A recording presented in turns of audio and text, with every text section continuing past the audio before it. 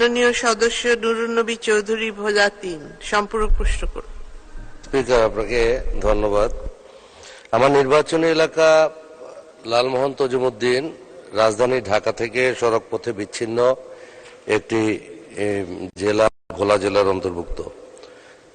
আমাদের নৌপথই আমাদের মূলত রাজধানী ঢাকার সাথে যোগাযোগের সবচেয়ে জনপ্রিয় এবং একমাত্র মাধ্যম, যার কারণে আমার লালমোহন উপজেলার নাজিরপুর যে টার্মিনালটি আছে, শীতের সময় এই টার্মিনালে ছোট খালের মধ্যে আমাদের লঞ্চগুলো প্রবেশ করে এবং টার্মিনালে আসে।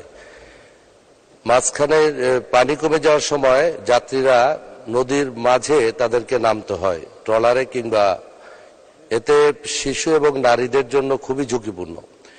এই অবস্থায় আমি মাননীয় নৌ পরিবহন মন্ত্রীর মাধ্যমে জানতে চাই যে আমাদের কালায়ার সাথে যদি এখানে একটি ফেরির ব্যবস্থা করা যায়, এবং আমাদের যে উৎপাদিত ফসলগুলো এগুলো ভোলা দিয়ে যেতে হলে প্রায় ৭০ মাইল আমাদেরকে বেশি পথ চলতে হয়। এই জন্য কি আমাকে দ্রুত কি এখানে একটি ফেরির ব্যবস্থা, লালমোহন টু কালাইয়া একটি ফেরির ব্যবস্থা করবেন কিনা? ধন্যবাদ মাননীয় সদস্য। মাননীয় মন্ত্রী। মাননীয় স্পিকার, আপনাকে ধন্যবাদ।